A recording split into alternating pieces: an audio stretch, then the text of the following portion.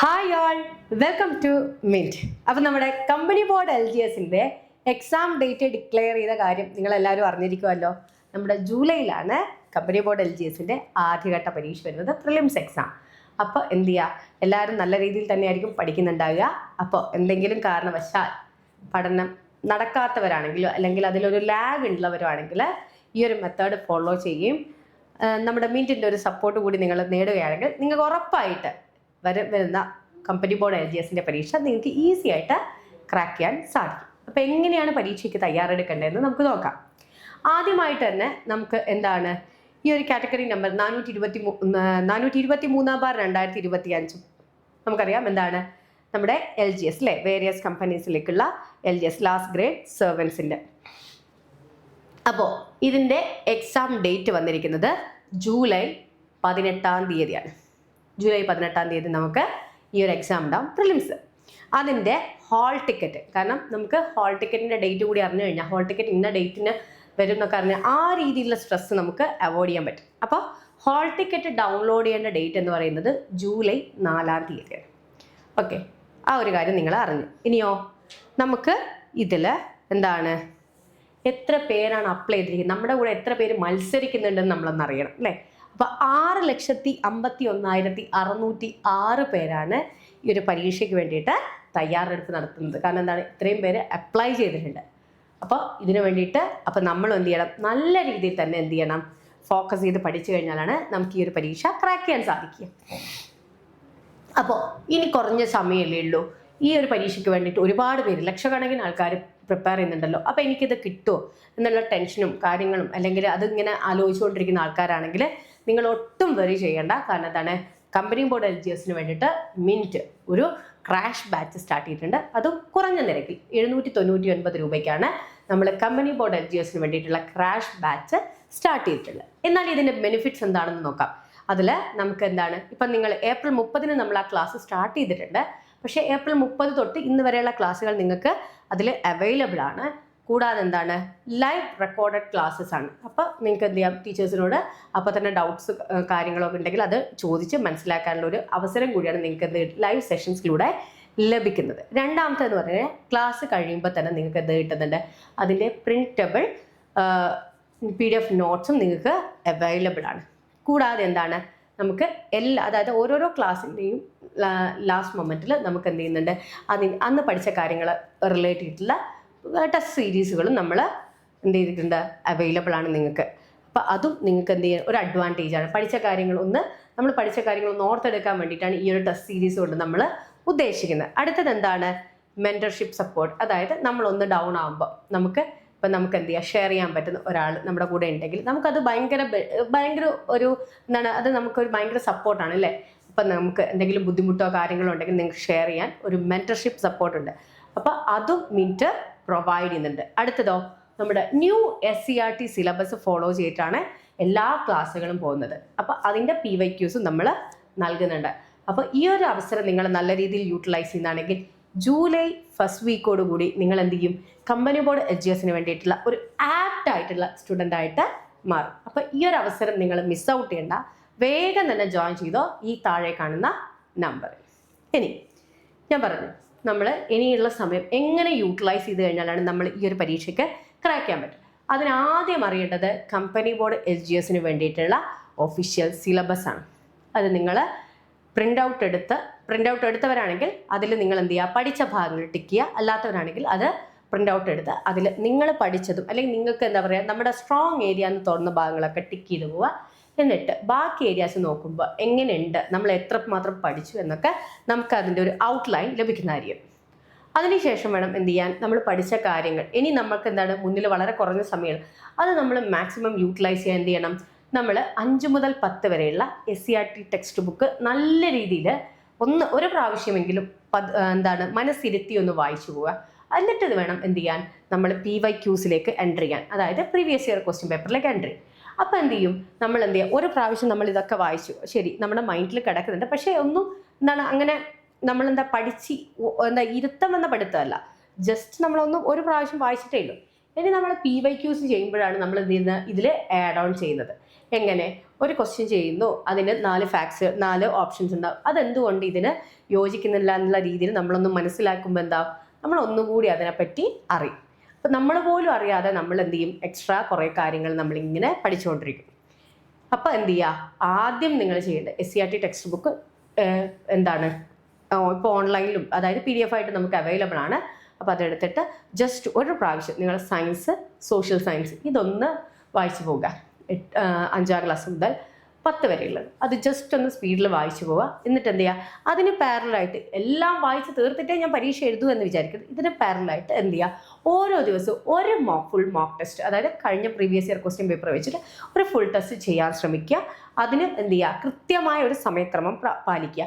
അതായത് നമുക്കറിയാം പരീക്ഷയ്ക്ക് എന്താണ് ഒരു പർട്ടിക്കുലർ സമയമുണ്ട്. 1.5 മണിക്കൂറാണെങ്കിൽ ആ ഒരു 1.5 മണിക്കൂർ മാത്രമേ പരീക്ഷയ്ക്ക് നമ്മൾ യൂട്ടിലൈസ് ചെയ്യാൻ പാടുള്ളൂ. അപ്പോൾ അതിനെന്ത് ചെയ്യണം, ആ ഒരു സമയം കീപ്പ് ചെയ്തുകൊണ്ട് വേണം പരീക്ഷ എഴുതാൻ. അപ്പോൾ അങ്ങനെ നോക്കുകയാണെങ്കിൽ 100 ക്വസ്റ്റ്യന് നമുക്ക് എത്ര മണിക്കൂർ കിട്ടും? 1 മണിക്കൂർ 15 മിനിറ്റ് ആയിരിക്കും അല്ലേ? ആ ഒരു സമയം നമ്മൾ എന്ത് ചെയ്യുക, ഇതിനു വേണ്ടിയിട്ട് ഉപയോഗിക്കുക. അപ്പം ആ രീതിയിൽ നിങ്ങൾ പഠിക്കുകയാണെങ്കിൽ നിങ്ങൾക്ക് ഉറപ്പായിട്ട് എന്ത് ചെയ്യാൻ പറ്റും, ഈ പരീക്ഷ ഈ ഒരു കുറഞ്ഞ സമയത്തിനുള്ളിൽ നിങ്ങൾക്ക് ക്രാക്ക് ചെയ്യാൻ സാധിക്കും. രണ്ടാമത്തെ കാര്യം നമ്മൾ ഏറ്റവും ഇമ്പോർട്ടൻസ് കൊടുക്കേണ്ടത് എന്താണ്, നമ്മുടെ കറണ്ട് അഫെയർസ് സെഷനാണ്. കറണ്ട് അഫെയർസിലെ മുഴുവൻ മാർക്കും സ്കോർ ചെയ്യാൻ നമ്മൾ എന്ത് ചെയ്യണം, അതിൻ്റെ ഒന്നെങ്കിൽ എന്ത് ചെയ്യുക, നിങ്ങൾ ഏതെങ്കിലും നമുക്കിപ്പോൾ എന്താണ് കറണ്ട് അഫെയർസിൻ്റെ പുസ്തക രൂപത്തിലാണെങ്കിൽ കഴിഞ്ഞ ഒരു വർഷത്തെ പുസ്തക രൂപത്തിൽ കിട്ടും, അല്ല ഓൺലൈനിൽ കിട്ടും, ഏത് രീതിയിലാണ് വീഡിയോസായിട്ട് യൂട്യൂബ് ചാനലുകളിൽ കിട്ടും, ഏത് തന്നെയാണെങ്കിലും നിങ്ങൾക്ക് ആപ്റ്റായിട്ടുള്ള ഒരു ഇതെടുത്തിട്ട് നിങ്ങൾ എന്ത് ചെയ്യുക, അതിന് അതായത് മന്ത് വൈസ് പഠിക്കുക. എന്നിട്ട് അതിൽ എന്തെങ്കിലും ആഡ് ഓൺ ചെയ്യണമെങ്കിൽ അത് ആഡ് ഓൺ ചെയ്യുക. അതിനെ കണക്ട് ചെയ്തിട്ടുള്ള ഫാക്സുകൾ എന്തെങ്കിലും ഉണ്ടെങ്കിൽ അഡീഷണൽ ആയിട്ട് അത് വളരെ ഇമ്പോർട്ടൻ്റ് ആണെങ്കിൽ അതിൻ്റെ ഫാക്സുകളും മനസ്സിലാക്കിയിരുത്തുക. കാരണം എന്താണ്, അത് റിലേറ്റഡുള്ള ക്വസ്റ്റ്യൻസ് ഉറപ്പായിട്ട് നമുക്ക് ചോദിക്കാൻ സാധ്യതയുണ്ട്. കാരണം എന്താണ്, ഇപ്പോൾ വന്ദേ മാതരത്തിൻ്റെ 150ാം വാർഷികമാണ് നമ്മളിപ്പോൾ കൊണ്ടാടുന്നത്. അപ്പോൾ അത് റിലേറ്റഡുള്ള ഒരു ക്വസ്റ്റ്യൻസ് നമുക്ക് പ്രതീക്ഷിക്കാം. കാരണം ഈ കഴിഞ്ഞ അതായത് 2025 ലാസ്റ്റിൽ നടന്നിരിക്കുന്ന പരീക്ഷകളിലും വന്ദേ മാതരത്തിന് റിലേറ്റഡുള്ള ക്വസ്റ്റ്യൻസ് കണ്ടിട്ടുണ്ട്. അപ്പോൾ ആ രീതിയിൽ നമ്മൾ എന്ത് ചെയ്യുക, ഒന്ന് കണക്ട് ചെയ്തിട്ട് പഠിക്കാൻ ശ്രമിച്ചു കഴിഞ്ഞാൽ ഉറപ്പായിട്ട് കറണ്ട് അഫെയർസിലതും അതിൻ്റെ തന്നെ ഹിസ്റ്റോറിക്കൽ പാർട്ടിലെയും മാർക്ക് നമുക്ക് സ്കോർ ചെയ്യാൻ സാധിക്കും. പിന്നീട് എന്താണ്, നമ്മുടെ മാത്സ് ആൻഡ് മെൻ്റൽ എബിലിറ്റി എന്ന് പറയുന്ന ഒരു പാർട്ട് ഉണ്ടല്ലോ, ആ ഭാഗം നമ്മൾ നോക്കാൻ എന്ത് ചെയ്യുക, നിങ്ങൾ ഓരോരോ ചാപ്റ്റർ വൈസ് പഠിക്കാതെ മാത്സ് മെൻ്റൽ എബിലിറ്റി പാർട്ടിന് വേണ്ടിയിട്ട് എന്ത് ചെയ്യുക, പ്രീവിയസ് ഇയർ ക്വസ്റ്റ്യൻ പേപ്പറിൽ മാത്സ് അതായത് 10th ലെവൽ ക്വസ്റ്റ്യൻസ് 10th +2 എടുക്കുക. അവിടെയുള്ള ക്വസ്റ്റ്യൻസ് അതായത് 10th ലെവലാണെങ്കിലും +2 ലെവലാണെങ്കിലും അവിടെയുള്ള മാത്സ് മെൻ്റൽ എബിലിറ്റി പാർട്ടിലുള്ള ക്വസ്റ്റ്യൻസ് വർക്കൗട്ട് ചെയ്ത് കഴിഞ്ഞാൽ നിങ്ങൾക്ക് മാത്സിലെയും മെൻ്റൽ എബിലിറ്റിയിലും മുഴുവൻ മാർക്കും സ്കോർ ചെയ്യാൻ സാധിക്കും. ആ ഒരു കാര്യം നിങ്ങൾ ചെയ്യുക. അപ്പോൾ ഡെയിലി നമ്മൾ ചെയ്യേണ്ടത് എന്താണ്, ഇന്ന് മുതൽ എന്ത് ചെയ്യുക, SCERT ടെക്സ്റ്റ് ബുക്ക് ഓരോരോ ടോപ്പിക്ക് വായിച്ച് പോവുക. പിന്നെയോ കുറച്ച് സ്പീഡായിട്ട് വായിക്കുക. പക്ഷെ അതിൽ നിന്ന് നിങ്ങൾക്ക് ഇമ്പോർട്ടൻ്റ് എന്ന് തോന്നുന്ന കാര്യങ്ങൾ എന്ത് ചെയ്യുക, ജസ്റ്റ് ഒരു നോട്ടായിട്ട് എഴുതി വെക്കുക, അല്ലെങ്കിൽ അതിൻ്റെ സ്ക്രീൻഷോട്ട് എടുത്ത് വെക്കുക. അതാകുമ്പോൾ എന്ത് ചെയ്യും, എല്ലാവരുടെ കയ്യിലും ഇപ്പം എന്താണ് നമുക്ക് ഫോണുകളുണ്ട്. അപ്പോൾ അതിൽ ജസ്റ്റ് ഒന്ന് ഫോട്ടോ എടുത്ത് വെക്കുക. അപ്പം നമ്മൾ കിടക്കുമ്പോൾ ഒന്ന് നമ്മൾ ആ ഫോട്ടോ എടുത്ത ഭാഗം ഒന്ന് ജസ്റ്റ് ഒന്നുകൂടി വായിക്കുമ്പോൾ എന്തായി, ഒരു ദിവസം തന്നെ 2 പ്രാവശ്യം ഇത് വായിച്ചു. അപ്പം എന്തായി, നമുക്ക് എന്താണ് അത് നമ്മുടെ മനസ്സിലങ്ങനെ സേവായി കിടന്നോളും. അപ്പം നമുക്ക് അതിൽ നിന്നൊരു ക്വസ്റ്റ്യൻസ് വന്നു കഴിഞ്ഞാൽ ഇത് ഞാൻ വായിച്ചിട്ടുണ്ടല്ലോ, ഇത് ഞാൻ കണ്ടിട്ടുണ്ടല്ലോ, അങ്ങനെ നമുക്ക് എന്ത് ചെയ്യും, ആ ഓപ്ഷൻസിൽ നമ്മൾ ഡിലീഷൻ മെത്തേഡ് ഉണ്ടല്ലോ അത് യൂസ് ചെയ്തിട്ട് നമുക്ക് നമ്മുടെ ആൻസറിലേക്ക് എത്തിച്ചേരാൻ സാധിക്കും. രണ്ടാമത്തെ, നമ്മൾ പ്രീവിയസ് ഇയർ ക്വസ്റ്റ്യൻ പേപ്പർ ചെയ്യുമ്പോഴുള്ള മറ്റൊരു അഡ്വാൻറ്റേജ് എന്ന് പറഞ്ഞാൽ ഒന്ന് നമ്മുടെ ആക്യുറസി, അതായത് നമ്മൾ സമയബന്ധിതമായിട്ട് നമ്മൾ പരീക്ഷ എഴുതുന്നു.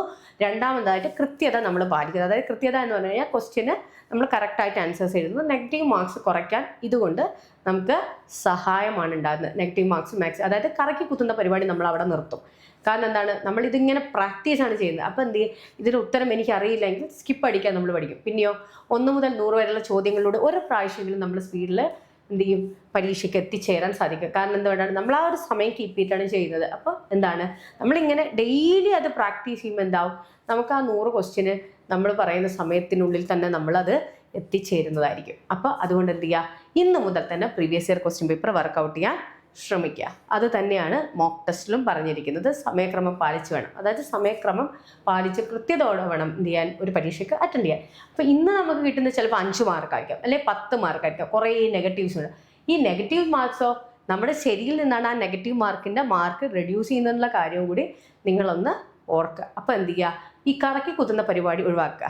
അപ്പോൾ എന്ത് ചെയ്യുക, ഇപ്പോൾ ഫോർ എക്സാമ്പിൾ കഴിഞ്ഞ നമ്മുടെ ഡിഗ്രി പ്രിലിംസിൻ്റെ എക്സാമിന് എൻ്റെ ഒരു ഫ്രണ്ട് എന്നോട് പറഞ്ഞിട്ടുണ്ടായിരുന്നു പരീക്ഷ ഈസി ആയിരുന്നു, ഞാൻ 50 ക്വസ്റ്റ്യൻസിൻ്റെ 50 മാർക്ക് എനിക്ക് ശരിയുണ്ട്. അപ്പം ഞാൻ ചോദിച്ചു ബാക്കി ഞാൻ കറക്കി കുത്തി. അപ്പോൾ ഈ കറക്കി കുത്തിയപ്പോൾ 50-ൽ നിൽക്കുകയാണ്. കറക്കി കുത്തിയതുകൊണ്ടോ ഈ 50 കുറഞ്ഞല്ലേ വരിക, 40 ആവും, ചിലപ്പോൾ 30 ആവും. അവിടെ അല്ലേ പിന്നെ നമ്മുടെ മാർക്ക് നിൽക്കുക. അപ്പം നമ്മൾ എന്ത് ചെയ്യും, ആ ഘട്ടം നമ്മൾ ക്വാളിഫൈ ചെയ്യോ, അതായത് പ്രിലിംസ് എന്ന് പറയുന്ന ഘട്ടം ക്വാളിഫൈ ചെയ്യോ. അതുകൊണ്ട് ഒരിക്കലും അറിയാത്ത കാര്യങ്ങളിൽ പോയിട്ട് കറക്കി കുത്താൻ ശ്രമിക്കരുത്. പിന്നെ ഞാൻ ആനുകാലിക സംഭവങ്ങളെ പറ്റി പറഞ്ഞു. എന്താണ് നമ്മളെ കറണ്ട് അഫയേഴ്സ് മിനിറ്റ് ഡെയിലി നമ്മൾ എന്ത് ചെയ്യുന്നുണ്ട്, ഡെയിലി കറണ്ട് അഫയേഴ്സ് കൊടുക്കുന്നുണ്ട്. കൂടാതെ മന്ത്ലി കറണ്ട് അഫയേഴ്സ് ഉണ്ട്. പിന്നെയോ അല്ലാതെ 6 മാസത്തെ പ്രീവിയസ് ആയിട്ടുള്ള 6 മാസത്തെ കറണ്ട് അഫയേഴ്സ് എന്നൊക്കെ പറഞ്ഞിട്ടുള്ള ഷോകൾ ഒരുപാട് പോയിട്ടുണ്ട്. ആ വീഡിയോസൊക്കെ കണ്ടു കഴിഞ്ഞാൽ നിങ്ങൾക്ക് എന്താണ് കറണ്ട് അഫയേഴ്സിലെ മാർക്ക് സ്കോർ ചെയ്യാൻ സാധിക്കും.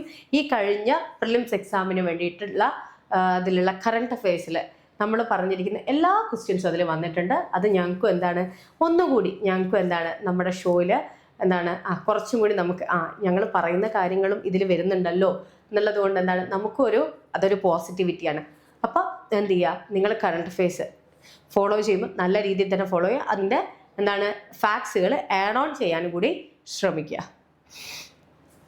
പിന്നെ മാത്സിൽ നിങ്ങൾ ഷോർട്ട് കട്ട് മെത്തേഡ്സുകൾ പഠിച്ചിട്ടുണ്ടെങ്കിൽ ആ പ്രാക്ടീസ് ചെയ്യാതെ ഷോർട്ട് കട്ട് മെത്തേഡ്സ് പരീക്ഷയ്ക്ക് മാത്രം അപ്ലൈ ചെയ്യാൻ ശ്രമിക്കരുത്. അവിടെ ചെന്നിട്ട് ഇന്ന മെത്തേഡ് ഞാൻ പഠിച്ചിട്ടുണ്ടായിരുന്നല്ലോ, ഇങ്ങനെ ചിന്തിച്ച് സമയം പോവും.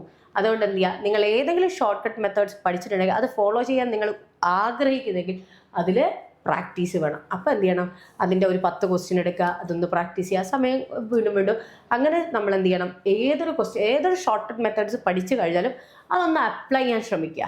അപ്പം അങ്ങനെ പഠിച്ചു കഴിഞ്ഞാൽ മാത്രമേ അതെന്ത് ചെയ്യും, നമ്മളും എന്ത് ചെയ്യുക, അത് ആക്സെപ്റ്റ് ചെയ്യും. അല്ലെങ്കിൽ എന്ത് ചെയ്യും, ഒരു ഷോർട്ട് കട്ട് മെത്തേഡ്സ് പഠിച്ചു, ഇത് പഠിച്ചിട്ടുണ്ടായിരുന്നു, ആ രീതിയിലാവും. അപ്പോൾ എന്ത് ചെയ്യുക, അതൊന്ന് പ്രാക്ടീസ് ചെയ്ത് ഉറപ്പിക്കുക. അതുപോലെ ഞാൻ ഇപ്പോഴും പറയാണ്, മാത്സ് ഇനി ചാപ്റ്റർ വൈസ് പഠിക്കാൻ നിൽക്കരുത്. കാരണം ഓരോ ചാപ്റ്ററിൽ നിന്ന് 1 മാർക്ക് നിങ്ങൾക്ക് കിട്ടും. പക്ഷേ എന്ത് ചെയ്യുക, പ്രീവിയസ് ഇയർ ക്വസ്റ്റ്യൻ പേപ്പറിന്, അതായത് 10th +2 ലെവലിലുള്ള പിന്നെ പ്രീവിയസ് ഇയർ ക്വസ്റ്റ്യൻ പേപ്പർ എടുക്കുക. അതിൽ നിന്ന് ആ ഒരു മാത്സ് ആൻഡ് മെൻ്റൽ എബിലിറ്റി പാർട്ടിലെ ക്വസ്റ്റ്യൻസ് എടുക്കുക, വർക്കൗട്ട് ചെയ്യുക. എന്തുകൊണ്ടാണ് എനിക്ക് ആൻസർ തെറ്റിയെന്ന് മനസ്സിലാക്കുക, വീണ്ടും വർക്കൗട്ട് ചെയ്യുക. ഇത് തന്നെ പ്രാക്ടീസ് ചെയ്ത് കഴിഞ്ഞാൽ ആ ഒരു ഭാഗത്തുള്ള മുഴുവൻ മാർക്ക് നിങ്ങൾക്ക് സ്കോർ ചെയ്യാൻ സാധിക്കും. അപ്പോൾ വരാനിരിക്കുന്ന സ്പോർട്സ് റിലേറ്റഡ് ചെയ്തിട്ടുള്ള കാര്യങ്ങളാണെങ്കിലും അതുപോലെ നമ്മുടെ കേരളത്തിലാണെങ്കിലും പുതിയ പദ്ധതികളൊക്കെ വന്നിട്ട് അതൊക്കെ എന്ത് ചെയ്യുക, നമ്മളൊന്ന് നോക്കുക. അതുപോലെ ഏതെങ്കിലും പ്രശസ്തനായ വ്യക്തി മരണപ്പെട്ടിട്ടുണ്ടെങ്കിൽ അയാളെ റിലേറ്റ് ചെയ്തിട്ടുള്ള ഫാക്ട്സുകൾ നോക്കുക. അതുപോലെ എന്തെങ്കിലും സംഭാവന നൽകിയവരുണ്ടെങ്കിൽ അതൊക്കെ ഒന്ന് നോക്കി പോകുന്നത് ഈ ഒരു പരീക്ഷയ്ക്ക് വളരെ നല്ലതാണ്. അപ്പോൾ ഈ ഒരു കാര്യങ്ങളൊക്കെ നിങ്ങൾ നല്ല രീതിയിൽ നോക്കിക്കഴിഞ്ഞാൽ നിങ്ങൾക്ക് ഉറപ്പായിട്ട് ഈ ഒരു പരീക്ഷ ക്രാക്ക് ചെയ്യാൻ സാധിക്കും. അതിന് മിനിറ്റ് ഒരു സപ്പോർട്ടിങ് ഗൈഡായിട്ട് കൂടെയുണ്ട്. അപ്പോൾ ഈ ഒരു അവസരം മറക്കാതെ നിങ്ങൾ യൂട്ടിലൈസ് ചെയ്താൽ, കാരണം എന്താണ്, ഇപ്പം നമുക്കറിയാം IT സെക്ടേഴ്സിലുള്ളവരാണെങ്കിലും മറ്റ് പ്രൊഫഷനിലുള്ളവരാണെങ്കിലും എല്ലാവരും ഇപ്പം എന്ത് ചെയ്യുന്നുണ്ട്, ഗവൺമെൻറ് ജോബിലേക്ക് വരിക എന്നുള്ളൊരു ട്രെൻഡിലേക്ക് എത്തി. അതായത് ഒരു ഗവൺമെൻറ് ജോബ് നേടുക, ലൈഫ് സെറ്റിൽ ചെയ്യുക, ഫിനാൻഷ്യൽ സ്റ്റെബിലിറ്റി, സോഷ്യൽ സ്റ്റാറ്റസ്, ഇതൊക്കെ വരും. പണ്ട് നമ്മളെന്താ IT സെക്ടേഴ്സിലുള്ളവരാണെങ്കിൽ നമ്മൾ ഇൻഫോ പാർക്കിലാണ് വർക്ക് ചെയ്യുന്നത്, അല്ലെങ്കിൽ ടെക്നോ പാർക്കിലാണ് വർക്ക് ചെയ്യുന്നത് എന്നൊക്കെ പറയുമ്പോൾ അതൊരു ഒരു അഹങ്കാരം, ഒരു പവറായിരുന്നു അല്ലേ. ഇപ്പം അതെന്തായി, ഞാൻ ഉദ്ദേശിച്ച അഹങ്കാരം അങ്ങനെയല്ല, അതായത് ഒരു വിൽ പവർ ഉണ്ടാവില്ലേ, അത്. അപ്പോൾ ആ രീതിയിലായി.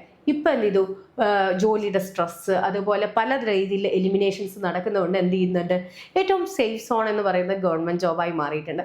അപ്പോൾ എന്ത് ചെയ്യുന്നുണ്ട്, ഇവരൊക്കെ ഇങ്ങോട്ടേക്ക് വരാൻ ശ്രമിക്കുന്നുണ്ട്. അതിൻ്റെ ഏറ്റവും നല്ലൊരു ഇതാണ് ഡിഗ്രി പ്രിലിംസ് എഴുതുന്ന എത്ര പേരുണ്ടെന്ന് നിങ്ങൾക്കറിയാമോ. പല പ്രൊഫഷൻസ്, അതായത് ഡോക്ടേഴ്സ് ആയവരുണ്ട്, അതുപോലെ BDS കഴിഞ്ഞവരുണ്ട്, MTech കഴിഞ്ഞവരുണ്ട്, MBA കഴിഞ്ഞ എല്ലാവരും എന്ത് ചെയ്തിട്ടുണ്ട്, ഈ പ്രാവശ്യത്തെ ഡിഗ്രി പ്രിലിംസ് എഴുതിയ ഒരുപാട് പേരുണ്ട്. അത് നിങ്ങളുടെ ചുറ്റിലും ഉണ്ടാവും. അപ്പോൾ എന്ത് ചെയ്യുക, ഇപ്പം എന്താണ്, എല്ലാവർക്കും ഒരു ഗവൺമെൻറ് ജോബ് നേടുക എന്നുള്ള ഒരു ലക്ഷ്യത്തിലേക്ക് വന്നുകൊണ്ടിരിക്കുകയാണ്. അതുകൊണ്ടാണ് ഇപ്പം എന്താണ് അപേക്ഷകരുടെ എണ്ണം ഇങ്ങനെ വർദ്ധിച്ചുകൊണ്ടിരിക്കുന്നത്. അപ്പോൾ നിങ്ങളുടെ അവസരം നിങ്ങൾ നഷ്ടപ്പെടുത്തരുത്. അപ്പം നന്നായിട്ട് പഠിക്കുക. അതിന് മിനിറ്റ് ഒരു സപ്പോർട്ടിങ് ഗൈഡായിട്ട് കൂടെയുണ്ട്. അപ്പോൾ വേഗം തന്നെ വന്ന് ജോയിൻ ചെയ്തോ, നമുക്ക് അടിപൊളിയായിട്ട് പഠിക്കാം. Wish you all the best. Thank you.